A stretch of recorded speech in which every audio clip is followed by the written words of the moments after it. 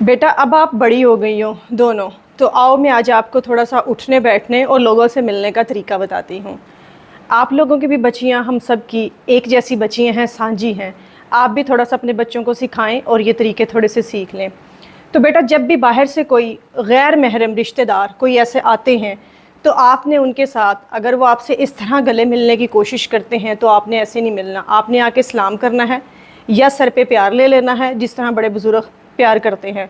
सिर्फ आपके भाई, मामू, वालिद साहब, इस तरह के जो रिश्ते हैं वो आके आपको मिलते हैं, इस तरह बैग से सर पे प्यार करते हैं, आप उनसे मिल सकते हैं।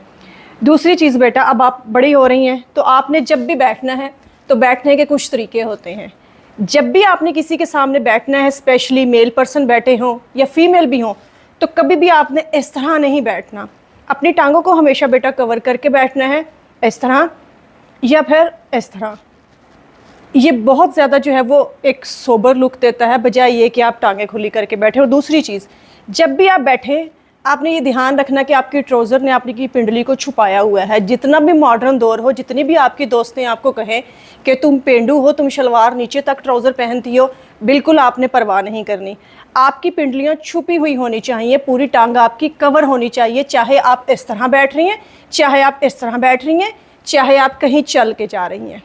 और एक चीज़, जब भी बेटा आपने खड़े होना, तो खड़े होने से पहले पब्लिक प्लेस में या कहीं भी या मेहमानों के सामने पीछे से अपने कमीज़ को लाजमी ठीक करना है। चलते हुए मेक श्योर होना चाहिए कि आपकी शर्ट पीछे से कहीं भी अटकी हुई नहीं है। और एक चीज़, जब भी स्पेशली मेल पर्सन कहीं पे बैठे हुए हों, ख़वातीन के सामने भी आपने ऐसे ही करना है। आपकी कोई चीज़ ज़मीन पे गिरी हुई है या ज़मीन से आपने कोई चीज़ उठानी है, तो हमेशा एक तो अपने दुपट्टे को कवर रखें अपनी पूरी अपर बॉडी पे, और दूसरा हमेशा यहाँ गले पे हाथ रख के तब आपने झुक के अपनी चीज़ को उठाना है या रखना है, जो भी आपने काम करना है। कभी भी आपने दुपट्टा साइड से हटा के इस तरह झुक के चीज़ नहीं उठानी।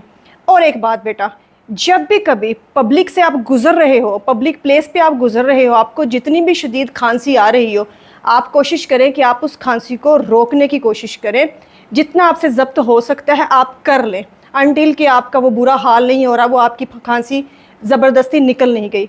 वरना सुनने वाले जो मेल पर्सन या लड़के वहाँ से गुजर रहे होंगे, शायद वो ये समझे कि आप उनको मतवज्जो करने के लिए खांसी कर रही हैं। अगर करने की ज़रूरत भी पेश आए तो मुंह पे हाथ रख के दबी आवाज़ में खांसी कर लें। ये वो चीज़ें हैं जो हमने आजकल अपने बच्चों को सिखानी चाहिए, और मैं अपनी बच्चियों को सिखा रही हूँ। आई होप आप भी अपनी बच्चियों को ये वीडियो लाजमी दिखाएँगे।